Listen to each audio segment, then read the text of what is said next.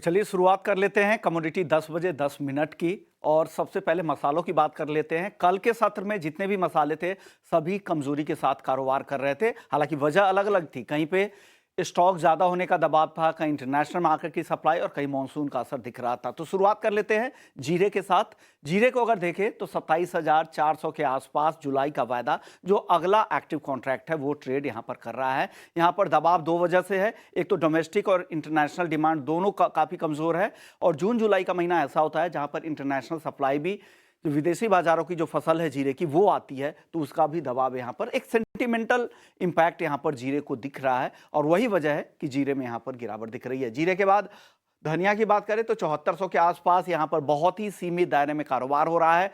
पिछले सीजन का भी स्टॉक पड़ा हुआ है, इस साल भी उत्पादन ठीक ही था। हालांकि पिछले सीजन से उत्पादन कम जरूर था, लेकिन अभी भी सप्लाई, बड़ी मंडियों में सप्लाई काफी आ रही है, उसका दबाव यहाँ पर साफ तौर पर दिख रहा है। हल्दी 17,600 के आसपास, बेहतर मानसून से यहाँ पे दबाव बना है। हालांकि जून की जो डिलीवरी की जो फिगर है वो अब यहाँ पे क्लियर होते दिख रहे हैं। उसके बाद अब नई तेजी की उम्मीद एक्सपर्ट्स कर रहे हैं। अब इन तीनों कॉन्ट्रैक्ट के बाद ग्वारसीड और ग्वारगम जो मानसून का प्रॉक्सी प्ले है, मानसून की चाल के हिसाब से आगे इसकी चाल दिखेगी, लेकिन अभी दायरे में हो रहा है कारोबार। 10,500 ग्वारगम और 5,400 ग्वारसीड का वायदा, ये दोनों कॉन्ट्रैक्ट यहां पर ट्रेड कर रहे हैं। अब इन दोनों कॉन्ट्रैक्ट के बाद अब कैस्टर की बात कर लेते हैं। कैस्टर भी काफी समय से सीमित दायरे में ही है, 5700 के आसपास है। मांग में भी सुस्ती दिख रही है और नई फसल अब किस तरह की होगी इस पर अब बाजार की नजर है। और डिमांड, जो इंटरनेशनल डिमांड है वो भी कुछ खास नहीं है, उससे भी यहाँ पर दबाव दिख रहा है। कैस्टर के बाद सनफ्लावर ऑयल, दुनिया के बाकी तेल, सोया तेल को लेकर अलग दिक्कत है, वहाँ से अर्जेंटीना ब्राजील से सप्लाई कम हुई है। सनफ्लावर में रूस यूक्रेन से बहुत ही कम सप्लाई हो रही है, उसका फायदा मिल रहा है। 925 के ऊपर सभी तेलों में तेजी है। घरेलू बाजार में देखें तो यहाँ पर सरसों के दाम भी तेजी से अब बढ़ रहे हैं। इसके बाद कपास की बात करें तो 1550 के आसपास। आइस कॉटन में तेजी से गिरावट आई है, 72 सेंट तक फिसल कर आ चुका है। यूएस में फेवरेबल वेदर है, सप्लाई आगे और बेहतर हो सकती है, उससे यहाँ पर आइस कॉटन पर दबाव दिख रहा है। कपास खली भी दबाव में ही दिख रहा है, अच्छी तेजी के बाद 2700 के आसपास यहाँ पर जुलाई का वायदा ट्रेड कर रहा है। जून का वायदा जो मौजूदा कॉन्ट्रैक्ट है वो 2600 रुपए के आसपास है। आखिरी कॉन्ट्रैक्ट मेंथा ऑयल, जहां पर सीमित दायरे में कारोबार हो रहा है, आज 910 के आसपास हल्की नरमी दिख रही है। 50 रुपए के रेंज में काफी महीनों से मेंथा ऑयल घूम रहा है। चलिए अब रवि जी के पास चलते हैं, कुंवर जी ग्रुप से हैं।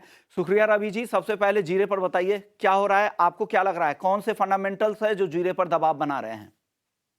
जरूर से आपने राइटली पॉइंट आउट किया, जो फंडामेंटल्स है वो प्राइस में यही रिफ्लेक्ट हो रहा है, क्योंकि सप्लाई काफी थी, क्रॉप काफी बड़ी थी। और अभी तो काफी टाइम पहले सप्लाई कम हो जाना चाहिए था, बट अभी भी जब जब बारिश नहीं होती, जब जब मंथ के अराइवल्स का टाइम है, तो आई थिंक अभी भी ये अराइवल बनी हुई है। हालांकि अगस्त ऑनवर्ड लग रहा है कि जो फेस्टिविटी की डिमांड है वो शायद प्राइस को सपोर्ट करेगी, जिसका बाइंग जुलाई से स्टार्ट होगा। तो बट लग रहा है कि अगले और 5 से 6 trading session at least higher level से थोड़ा कंसोलिडेट हो सकता है। एंड 30,000 के करीब पहुंच के थोड़ा प्रॉफिट बुकिंग पे है, तो हायर लेवल पे मुझे लग रहा है कि सस्टेनेबिलिटी कम है।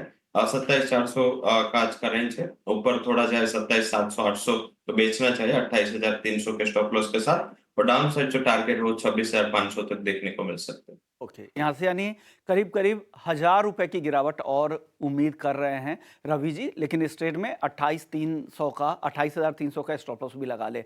हल्दी को लेकर बताइए सर, क्या हल्दी में अब नई तेजी बन सकती है क्या? क्योंकि जो जून की डिलीवरी का जो हैंगओवर था वो चीजें क्लियर हो रही होगी कि कितना कुछ टेंडर हो रहा है, क्या लग रहा है आगे क्या हल्दी में दिख रहा है आपको?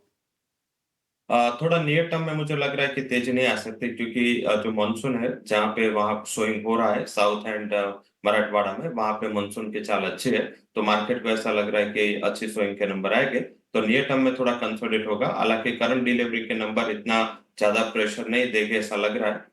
ब्रॉडर रेंज में 17,200 से 17,800 मान रहा हूँ। आई थिंक अगर करंट लेवल पे बात करें तो जो जुलाई अगस्त कॉन्ट्रैक्ट है वो थोड़ा उछाले पे बेचे। 17,600 के करीब चल रहा है, 700 के करीब बेचते। स्टॉप लॉस लगा 17,800, एक छोटा स्टॉप लॉस। टारगेट पे एक सीमित रहेगा 17,200 तक का।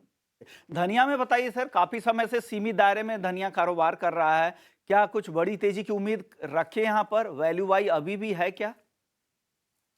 Fundamental wise yes, I think ये टाइम करेक्शन अभी बाकी है, प्राइस करेक्शन ऑलमोस्ट खत्म हो चुका है। मुझे लग रहा है कि 7200 के करीब काफी अहम सपोर्ट है। जून कॉन्ट्रैक्ट एंड जुलाई कॉन्ट्रैक्ट भी देखे तो 7280 का अच्छा सपोर्ट है। गिरावट पे बाय करें, थोड़ा शॉर्ट टर्म का पोजीशन रखे। कल गिरावट थी, हालांकि थोड़ा सीमित दायरे में ही ट्रेड हो रहा है, तो आई थिंक शॉर्ट टर्म के लिए आपको पोजीशन बनाना है। 7330 से 7340 जुलाई कॉन्ट्रैक्ट बाय करें। स्टॉप लॉस लगा सकते हैं 7250 एंड 6 से 7 ट्रेडिंग सेशन में 7500 तक के लेवल आपको जुलाई कॉन्ट्रैक्ट में आते हुए दिख सकते हैं। 7500 के लेवल जुलाई कॉन्ट्रैक्ट में दिख सकते हैं। सर अब बात करते हैं ग्वार सीड ग्वारगम, यहाँ क्या लग रहा है, मानसून की चाल का कब तक असर होगा? क्या राजस्थान में मानसून की एंट्री तक इंतजार करना पड़ेगा, तब तक दायरे में ही रहेगा, या उससे पहले ही कुछ दिखेगा यहाँ पर? कुछ दिखना नहीं है, आई थिंक रेंज बाउंड है, फंडामेंटल काफी टेपेड है, दोनों साइड वीक है, सप्लाई एंड डिमांड इस हिसाब से प्राइसेस में नीचे। अदरवाइज भी देखें तो अगर मॉनसून टाइम पे भी पहुंच गया, टाइम से पहले भी पहुंच गया, ये प्राइस पे किसान की ये प्रेफरेंस नहीं रहेगी। इस टाइम थोड़ा पल्सेस पे डाइवर्जन होगा, टर्मरिक पे मींस के साउथ में डाइवर्जन हो रहा है, तो आई थिंक मुझे नहीं लग रहा है कि राजस्थान में ज्यादा फोकस अभी ये साल गुआर पे होगा, पूरा साल टेपेड हुआ है। तो आई थिंक मुझे बेसिक एक ब्रॉडर रेंज दिख रही है, वो 10,280 से लेकर 10,700, यही रेंज में गुआर गम एंड गुआर सीड भी 5,350 से 5,500 एक सीमित दायरे में ही रहेगा। अगर डिप मिलता है, इनिशियल कोई गिरावट मिलती है, तो गुआर गम में एक बाइंग अपॉर्चुनिटी देख सकते हैं। 10,500 के करीब अगर जुलाई कॉन्ट्रैक्ट मिले, बाय करे, स्टॉप लॉस लगा ले 10,380 का, और टारगेट रहेगा 10,800। सर कपास खली यहाँ पर बताइए, क्या लग रहा है आपको? कपास खली में मेरे हिसाब से थोड़ा बेच के चलना चाहिए। इंटरनेशनली लगातार कपास एंड कपास खली भी देखे तो यहाँ डोमेस्टिक भी प्रेशर है, कॉटन वायदा लगातार इंटरनेशनल मार्केट में दबाव दे रहा है। I think level specifics 2720 July contract बेचे 2760 के स्टॉप लॉस के साथ, और डाउन साइड 2640 तक के लेवल आपको कपास खली में आते हुए दिख सकते हैं। चलिए अब नॉन एग्री मार्केट का रुख करते हैं। नॉन एग्री मार्केट में आज फिर से दबाव दिख रहा है गोल्ड और सिल्वर में। चांदी तेजी से नीचे आई है, 88,500 तक आ चुकी है। रवि जी बताइए, कहां पर चांदी खरीदना चाहिए, कितनी गिरावट के लिए वेट करें, ट्रेडर्स कितना वेट करें और इन्वेस्टर कितना वेट करें? ट्रेडर के लिए 88,000 का बॉटम है, वहां पे सपोर्ट काफी अच्छा है। आई थिंक अगर यहाँ पे रुकता है तो वहां पे एक अपॉर्चुनिटी रहेगी। इन्वेस्टर थोड़ा वेट करे, 86,500 86,800 के करीब सपोर्ट है। इंटरनेशनली भी प्राइसेस वहां पे सपोर्ट ले सकते हैं। जो चाइना ने गोल्ड बाइंग की न्यूज दी कि वो सेंट्रल बैंक शॉर्ट टर्म के लिए बाय नहीं करेगा, तब से गोल्ड एंड सिल्वर दोनों में प्रभाव नेगेटिव है। हालांकि फेड की मीटिंग का जो आउटकम कल आना है, अभी मार्केट का रिएक्शन उसके ऊपर होगा। आई थिंक लेवल स्पेसिफिक बात करें तो सिल्वर में थोड़ा बिकवाली का ही ट्रेड रखे इंट्राडे के लिए। 88,600 के करीब प्राइसेस चल रहे हैं, 88,800 के करीब बेच है। स्टॉप लॉस 89,100 का लगा है। एक सीमेंट डाउन से अभी जो बाकी है, मुझे लग रहा है 87,600 तक, 87,600 तक के प्राइसेस आ सकते हैं। गोल्ड में बताइए, गोल्ड कहां पर खरीदना चाहिए, निवेशकों को कहां, ट्रेडर्स को कहां?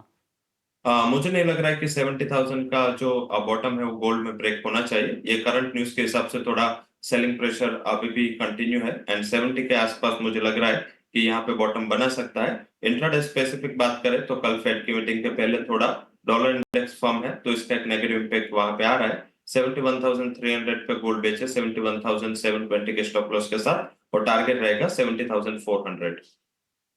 शुक्रिया रवि जी, आपने वक्त निकाला और एग्री और नॉन एग्री मार्केट पर अपनी राय रख दी। तो कमोडिटी 10 बजे 10 मिनट में इतना